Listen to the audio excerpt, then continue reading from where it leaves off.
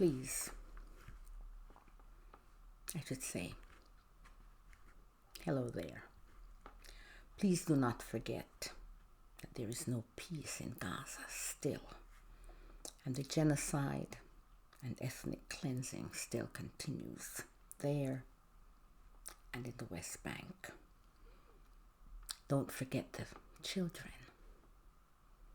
and the people in the Sudan, in Ukraine, and the DRC, the Rohingyas, and wherever people are suffering. Be they refugees, anywhere they're suffering, please do not forget them. But please, especially now, do not forget that there is no peace in Gaza. The genocide and ethnic cleansing still continues. Now, I'm doing a series of videos, and my videos are usually long. I know I should try to make them shorter, but I guess I do them in a way sporadically, so maybe that's why, I don't know. This first one, though, I'm going to speak a little bit about war, but the others will be messages and visions that I've had that have come true since my last video, and videos and messages that I've recently gotten on Israel and what my guides instruct me or show me will be in their future, and the Gulf states, Iran, Turkey, Pakistan.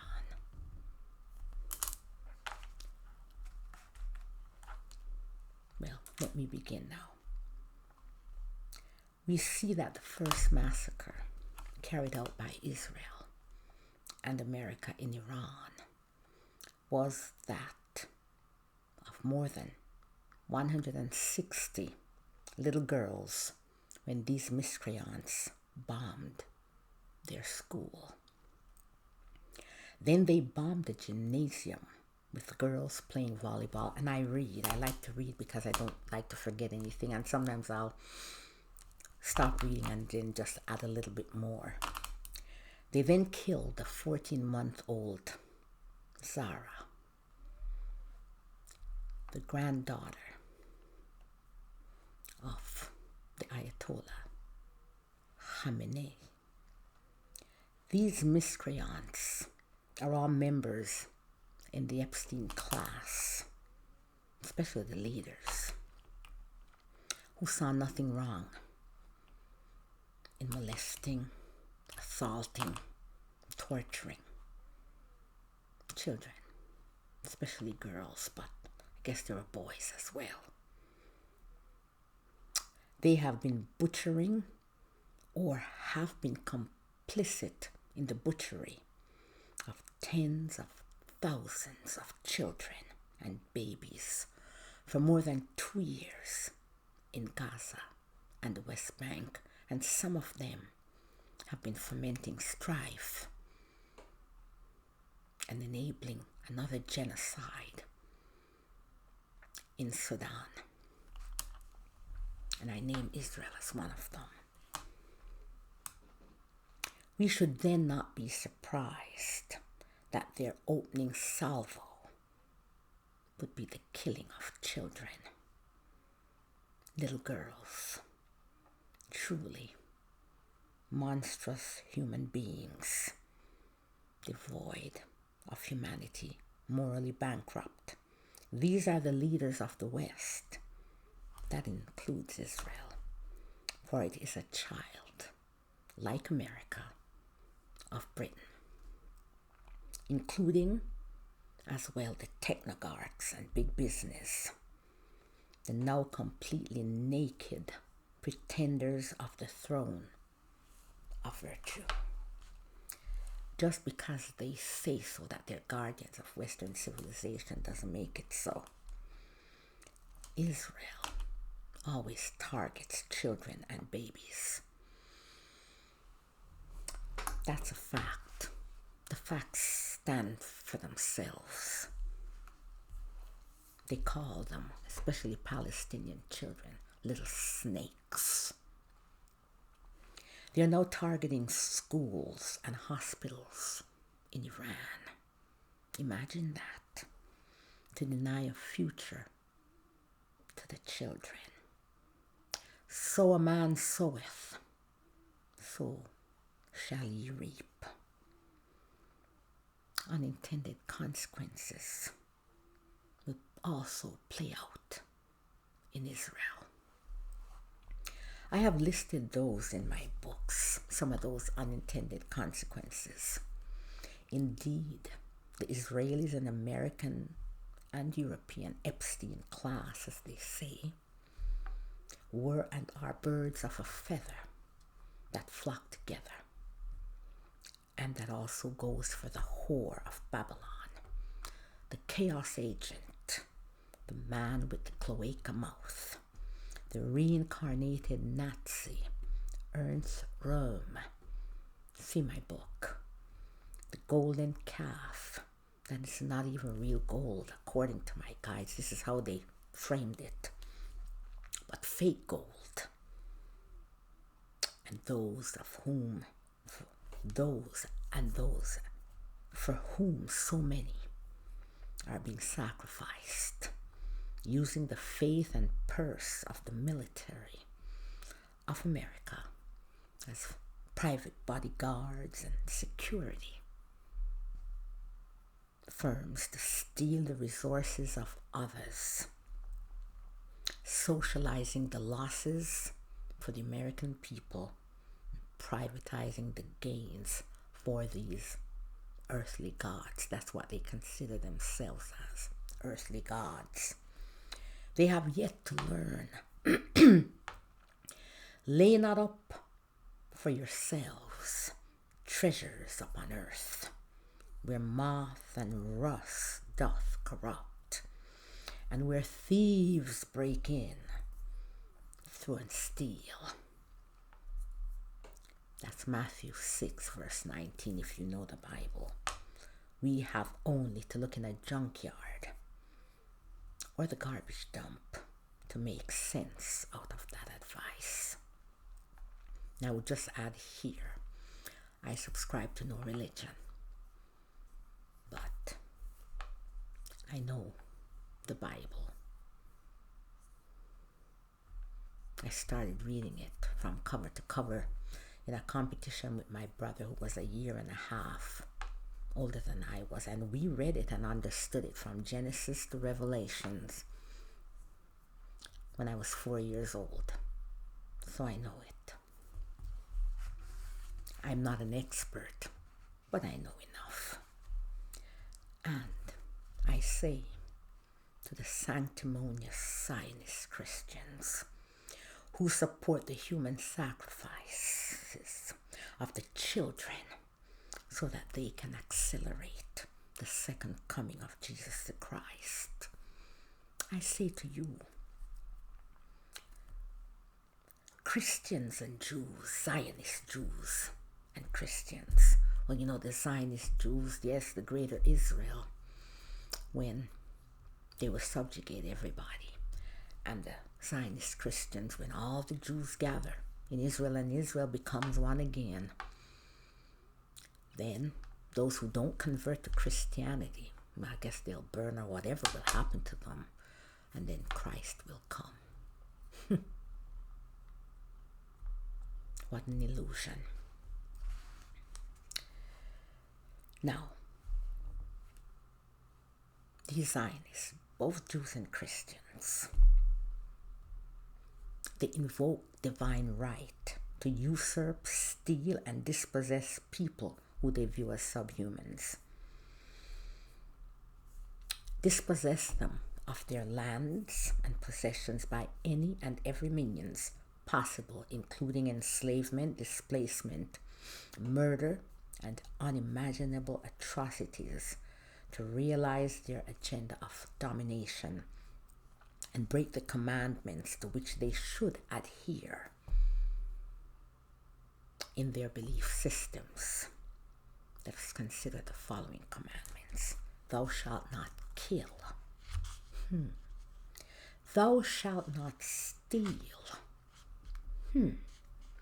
Thou shalt not bear false witness against thy neighbor. Thou shalt not covet thy neighbor's house. Thou shalt not commit thy neighbor's wife, nor his manservant, nor his maidservant, nor his ox, nor his ass, nor anything that is thy neighbor's. For these Zionist Christians, they need to decide with which God lies their allegiance. Is it the God of the Old Testament who advocates and embraces vengeance, an eye for an eye, a tooth for a tooth, tit for tat, justice and revenge, gripe, as Jacob's sons did, unbridled violence and brutality, murder, lies, theft, covetousness, and coveting one's neighbor for his possessions, and seems to tolerate us being hypocrites in not practicing what we preach by breaking all their God's commandments on behalf of that God. Where is the logic? Supremacist ideology and practices has no logic. Why bother with these commandments in the first place then? Surely, this is a God who is not omnipotent, because he likes us and needs us to fight for and on his behalf, encouraging us to break the very rules he made. Well, if he's not as omnipotent as that, because he needs us to fight on or for his behalf, perhaps we should replace him like the Indigbo do when any of their gods no longer serve them. Or is it the God who loves us all and favors none, is forgiving, peaceful, non-judgmental, and embraces all, irrespective of the mask?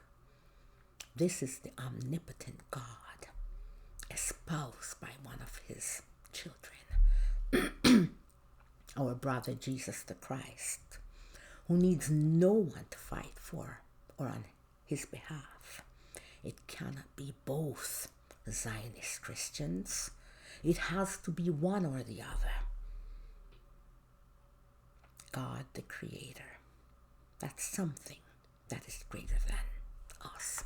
Any name you choose, just words, doesn't matter. It's not as contradictory and as schizophrenic as we imperfect fallen angels are. The most egregious belief and act, an abomination, and the utter disregards for the teachings of your peacemaker, Jesus the Christ, that man from Galilee, the hippie, that homeless man, that poor man who possessed nothing but the clothes on his back and the sandals on his feet, and immeasurably love, an immeasurable amount of love. He had no golden chair to sit on. That wise man who preached and practiced loving our brothers is to believe that a nation and people must be destroyed and killed so that we can go to the celestial garden in the sky. What a travesty. What an abomination. But not only do we believe, we Zionist Christians believe in the murder and human sacrifice of even babies, we actively encourage and participate in committing those vile, abhorrent actions when we give funds to politicians, including through super PACs, and demand that they send 2,000-pound bombs and other weapons to burn the flesh from the bones of children and babies, shred them into bits and parts, vaporize them, blow off their heads, snipe them in their heads and their chests, leave them without shelter or medicine, and starve them to death. In other words, we are participating in and promulgating human sacrifice. What did the peacemaker say? Suffer the little children, and forbid them not to come unto me, for of such is the kingdom of heaven. That's Matthew 19, verse 14. And whatsoever you do unto the least of these, you do unto me. That's Matthew 25, verse 40. And for the refugees that you create, or for those fleeing wars and the devastation of climate change, famine, the people that you torture, these people who are in need, or salivate at pictures of and elect officials who torture these poor dispossessed people, because any of us within the wink of an eye can become a refugee. Send them to concentration camps, force them to eat bacteria infested food, enchain them and extort them to act like dogs, have them eat from the floor like dogs. And little children are included when you send them home, rob them even of the cancer treatment that they deserve. Your peacemaker said, "For I hungered, and ye gave me meat. I was thirsty, and ye gave me drink. I was a stranger, and ye took me in." Matthew 25, verse 35. And he that loveth not knoweth not God, for God is love. For what? God is love. And that love is not selective. It's not to love just our own, but not others. God is love, and it's not selective. History is the stone that the angel throws toward us, but we never learn. And so history will keep repeating itself always. The present becomes the past that predicts the future. History on rewind like a broken record. Madmen doing the same thing over and over again and expect different results. When I speak and write, there's much redundancy because history is redundant. Dulce DECORUM est pro patria mori. It is easy, it is noble to die for your country. This line comes from the poem Dulce DECORUM est, written by Sir Wilfrid Owens. World War I produced many poets in addition to Sir Wilfrid Owen's, like poets like Siegfried, Lorraine Sassoon, and John McCrae, a Canadian poet, artist, soldier, and surgeon who wrote the famous poem In Flanders Field, the poem that inspired the poppy. World Wars I and II were great battles, with the former, that is World War I, being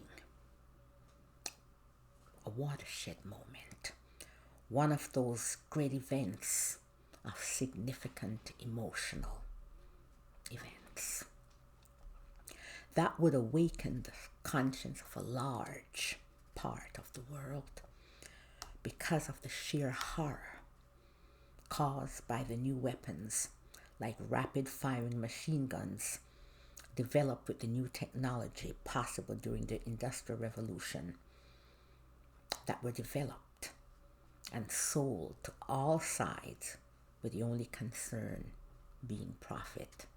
Same thing like today. What else is new? There was a lack of training on and for these weapons and things to counter them, and the full-scale use of gases including mustard and chlorine, which made for a very horrific war of many deaths and large-scale devastation.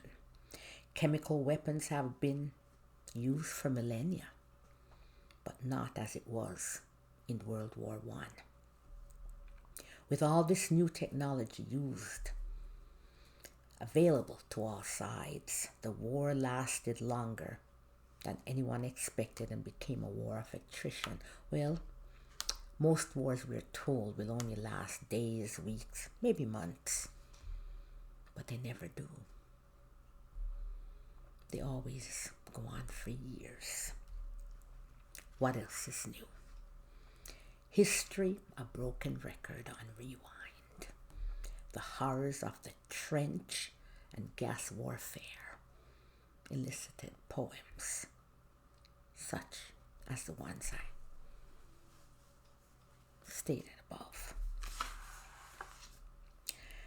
And the band played Waltzing Matilda. I'm not a singer. It's one of my favorite songs. Written by Eric Bogle in 1971, is a song decrying the futility of war. It tells the story of a young Australian itinerant laborer or swagman from rural Australia who eventually joins the army and goes to fight in the Gallipoli Peninsula of World War I, a campaign, a battle to take control of the Turkish Straits that would pave the way to take over the heart of the Ottoman Empire, Constantinople. Now, a swagman, as I say, they're called swagmen because they carry their swag, which is luggage, and they're sleeping, I like to say sleeping accoutrements or accoutrements. But if I'm wrong, please feel free to correct me.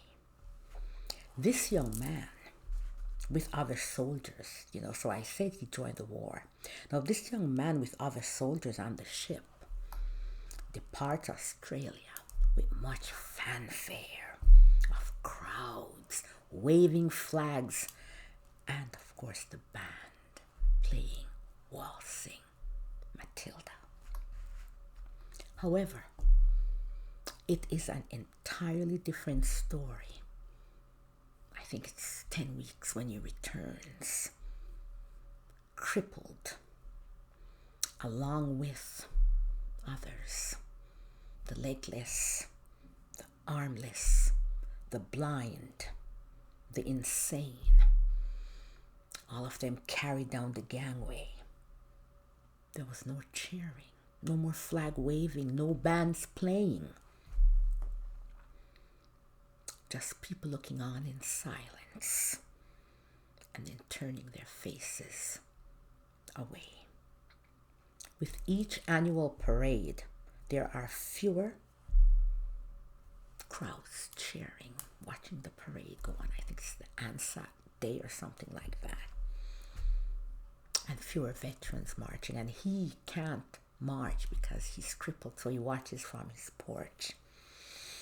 And then this former swag man, soldier, now a veteran, with each passing year, he says the parade becomes smaller as more old men disappear, and he observes that someday no one will march there at all. Like the young people, they would know about that, right? The memory. It's too far away.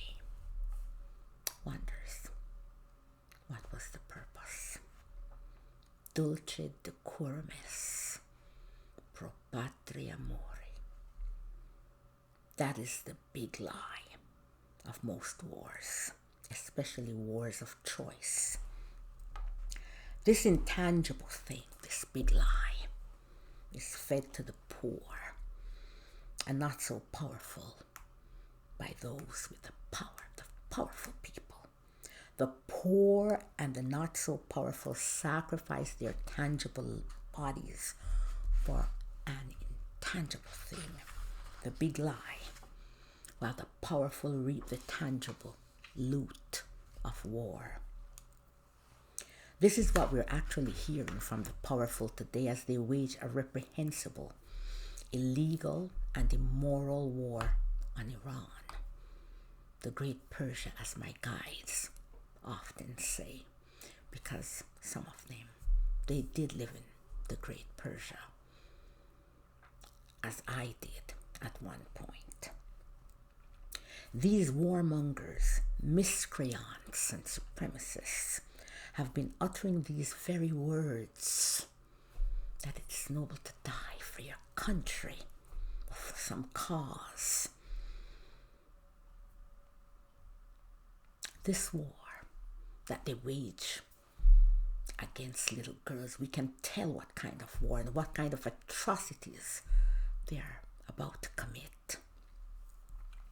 Hospitals and schools, and the future and well-being of Iranians. If it is so noble to die for the cause of gathering loot for the powerful, why have they not volunteered or sent their children to die? Americans should ask the racist, anti-black, Zionist billionaire, miscreant, who believes that blacks, and particularly black women, are unintelligent and should be relegated to the cleaning staff of Harvard, nothing more, as he touts his Israel first agenda. Why does he not volunteer or send his relatives to die? When he says that Iran is an extremely serious, persistent, and long-term existential threat to the United States and to the world at large, he should look in the mirror. He and others like him who do not care about the strategic interests of the Union, the Republic, America, are the existential threats to America, the Republic, and the security of the world and the planet. It is Israel that poses an existential threat to the entirety of the Muslim world. I am not Muslim. I subscribe to no religion, but I give it as my guides give it. Some getty, some silly. You will soon know what that means. Now, if they succeed in subjugating the entirety of more than 400 Muslims in Western Asia, North Africa, the Horn of Africa, and they will then turn to the Christians to subjugate them. Hello, supremacist ideology and practices. Dog, name dog. Dog eats dog. It's cannibalistic. As a matter of fact, the entirety of the Christian world and the Hindus and Buddhists, and the list would go on. This billionaire and his ilk who support the genocide in Gaza, the killing of little girls in Iran, in their school, are committing one of the greatest crimes against humanity. Lindsey Graham said it was a noble endeavor to die in this war. Perhaps he should volunteer.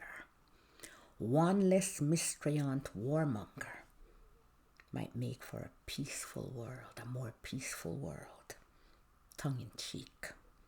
In my spiritual capacity, I know better, but I'm only human.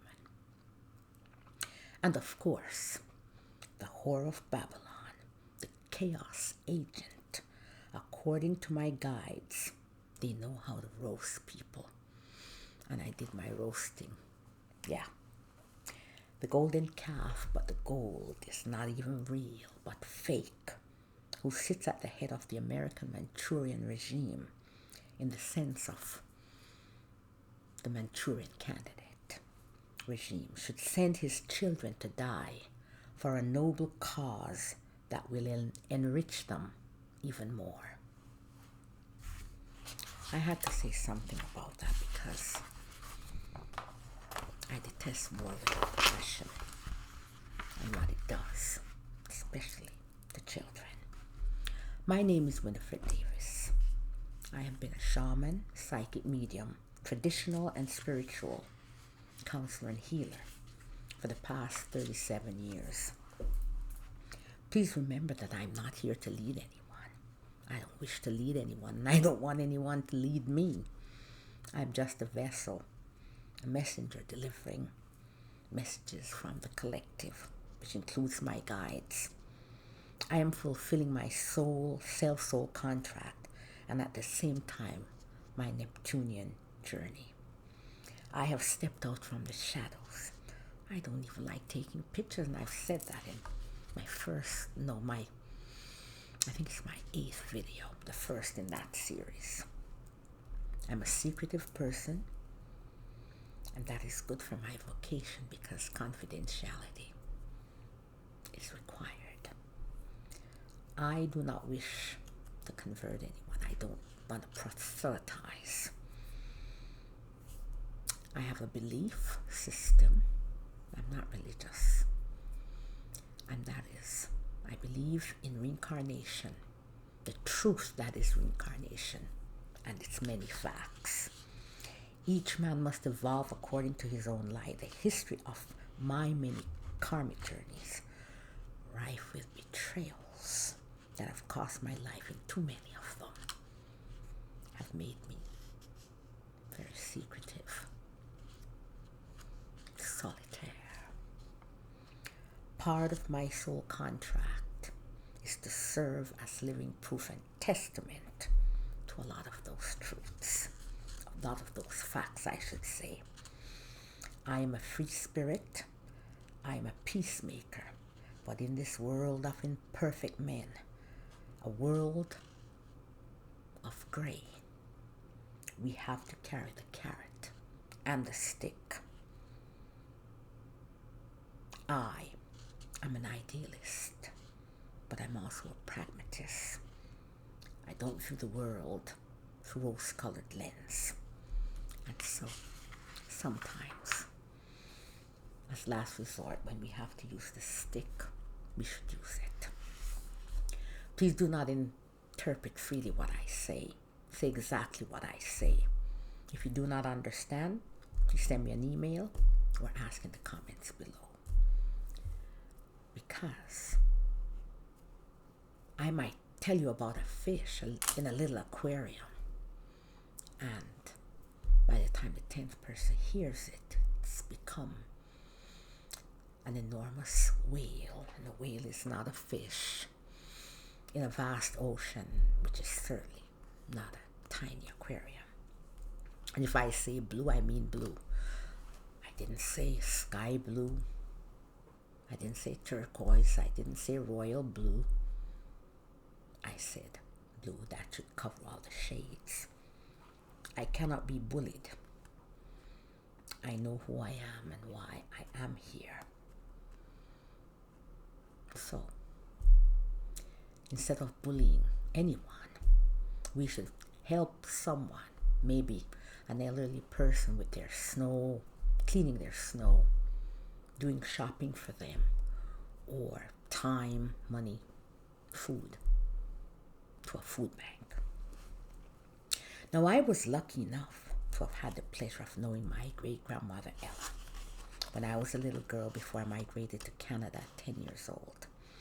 I was a curious child, independent and free, just like my great-grandmother, Aunt Ella, we used to call her.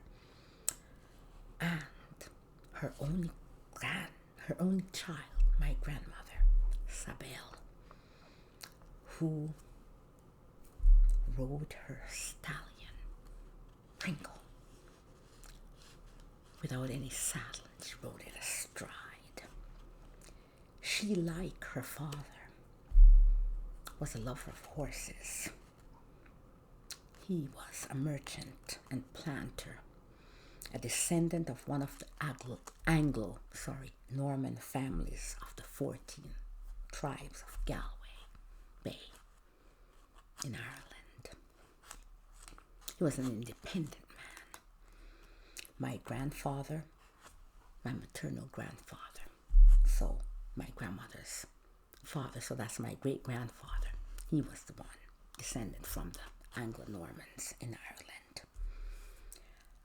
My grandfather, Stanley, he was a livestock farmer and an animal whisperer. All of them were nonconformists. I was so independent and full of spunk, as little as I was, that they call me Jezebel in Jamaica. That means, oh, you cannot tame this child. Now, I love listening to my great-grandmother, Aunt Ella. She was a shrewd businesswoman, just like her father, her grandfather, I should say, who was a descendant of Sephardic Jews. He came from Scotland, and he was a bookkeeper on a plantation. And that plantation was one of the plantations involved in the Christmas rebellion.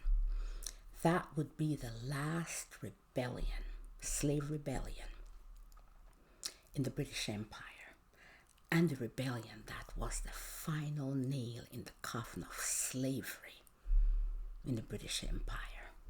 Jamaica had the most slave rebellions in the British Empire. And it was that rebellion in which Sam Sharp at the end was hanged along with more than 100 other people. Now, that grandfather of Aunt Ella, he bought, because he saved his money, he was shrewd, and he bought most of the Ginger Hill estate. My great-grandmother Ella, her mother was of Maroon and Taino descent. Now the Maroons, they would not endure slavery. That's why they're called Maroons. They escaped and settled their own colonies, and they, in Jamaica, they gave the British problems until the British had to eventually sign a peace treaty with them. It was better to do that. Now, Why should I tell you all this? You should be able to guess. Because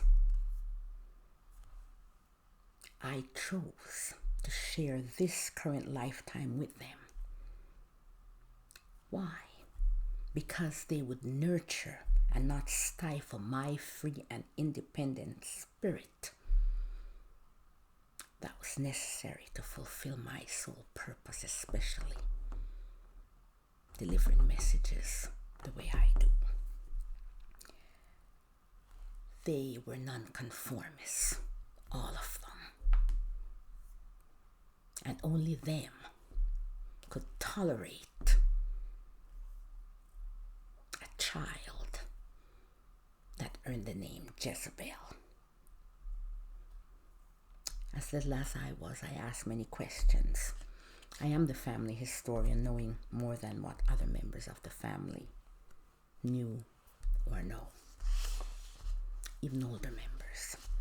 Now, Aunt Ella used to say these 3 Jamaican sayings, which now serve me as well as I embark on this, the final part of my journey in this life to fulfill this very crucial part of the Neptunian journey that I have. Me nah go put me mouth a ground fi talk, left me make me talk. Me mouth a me market, so me get it, so me sell it. In other words, I'm not going to face plant or hide to say what I have to say. I am going to say it, whether you like it or not. I'm going to tell you the truth. I have to feel free and not keep it bottled up inside. And me mouth and me market. I need to speak because this is how I can express myself. This is how I can sell my wares. Well, I use my mouth as I am doing now. And I also use my pen. So my pen is my market. And so me get it, so me sell it. I need to be able to do that, to deliver the messages, and I have to get rid of my ego and deliver it as it's given. Now, my grandmother, she did not like gossip. She was a very stern woman. She didn't like gossip and didn't keep many friends. But people would always come to her for advice and tell her things, gossip and all of that stuff. And she would say to them, well, Mr. So-and-so or Miss So-and-so, make certain that whatever you're telling me, I can go back to the person and ask them. If not, I don't want to hear it. Now, as I said, I give messages, I get them. Messages and visions from the collective that guide me. I do not really predict events, but for better lack of words, I sometimes say that. That is not my purpose, predicting. I leave that for so many wonderful psychic mediums that we see on YouTube and elsewhere. However, as I write,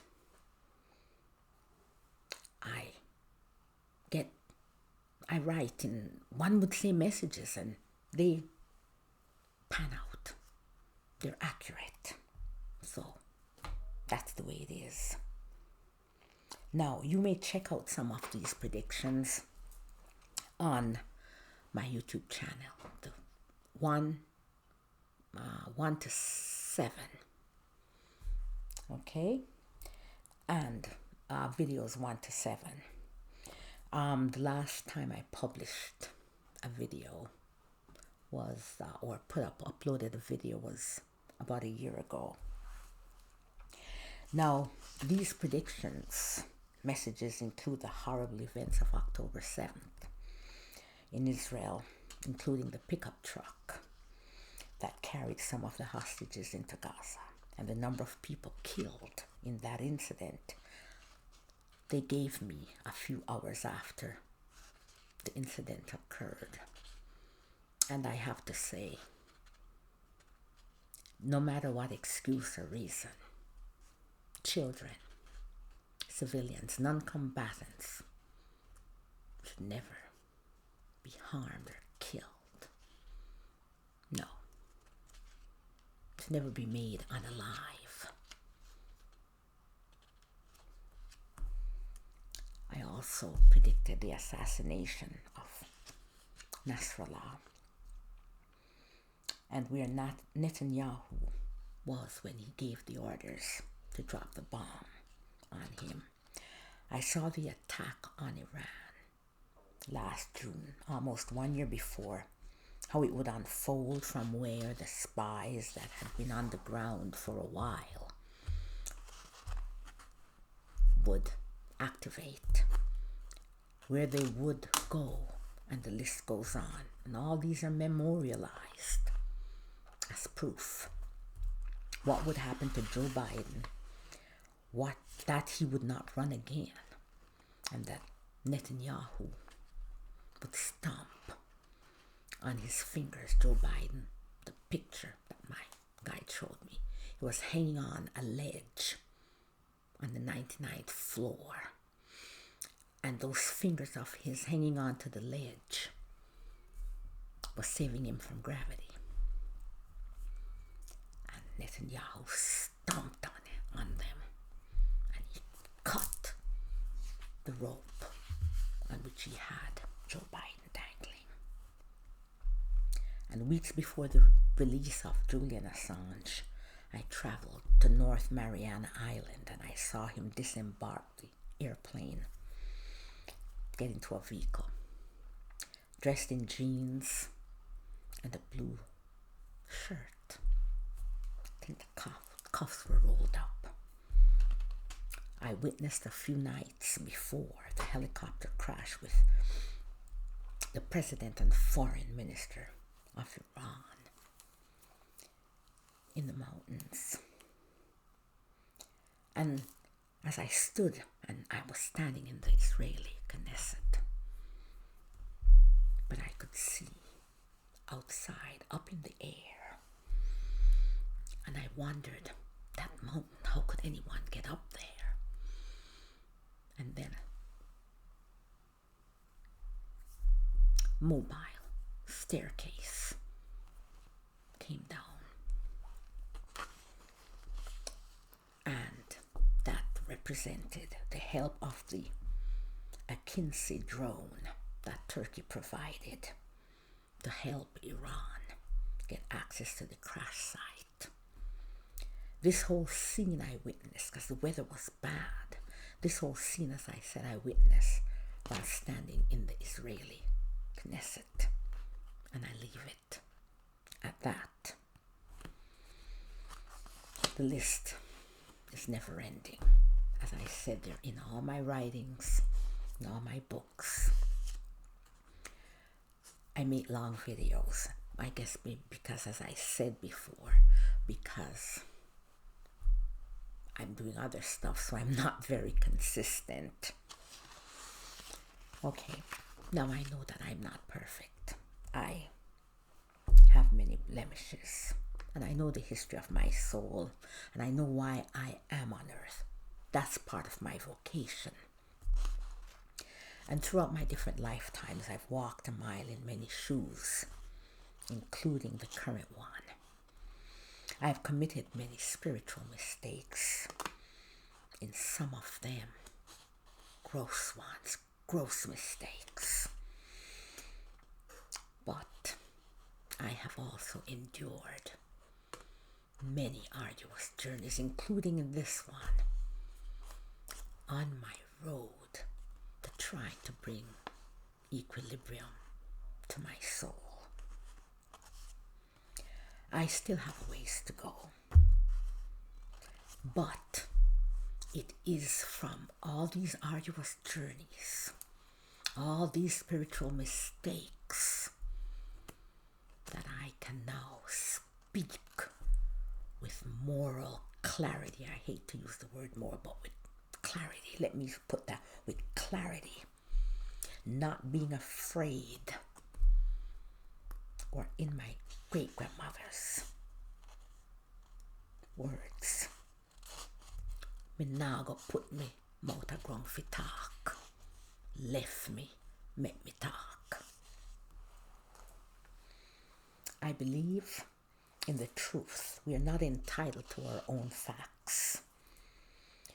There are no my side and your side to the truth. The truth stands unopposed. I believe in universal justice. It is without favor or fear. It is not selective. It cannot be decided by any man or any institution. There are always exceptions to the rules. With the imposter justice of man, there are no exceptions to the rules of universal justice. I am beholden only to my conscience. My duty is to my conscience. And that is the light that was given to each of us at creation to guide the free will each of us was given at creation. That's why we're all responsible for our own actions. We, brothers in this brotherhood of man, cannot pass the buck and blame the non-existent, ubiquitous devil or demon. Now I noticed that I did it deliberately, said non-existent, ubiquitous. Figure that one out. We can't blame the demon or devil, general, king, president, or parents. Once again, the buck stops with us. We are accountable. Sooner or later, each of us must account for our actions because of that free will and the conscience, the light that guides that free will. That is the conscience that links us back to the Creator. And we cannot hide from it. We will try, as did the man in the Rose Garden, John Kirby and Anthony Blinken. The pretend fireman with the empty water hose that has never been connected to a fire hydrant. The true arsonist with a replenished gas can behind his back. The main propagandist for Israel in the war on Gaza. And also hiding their consciences, rather pretenders to the throne of virtue, all selective in their empathy, with not a tear to spare or a drop of empathy in their cup for all the innocents, and especially the children and babies in Gaza that have been offered as human sacrifice on the altar of the great Mammon. As a man soweth, so shall he reap.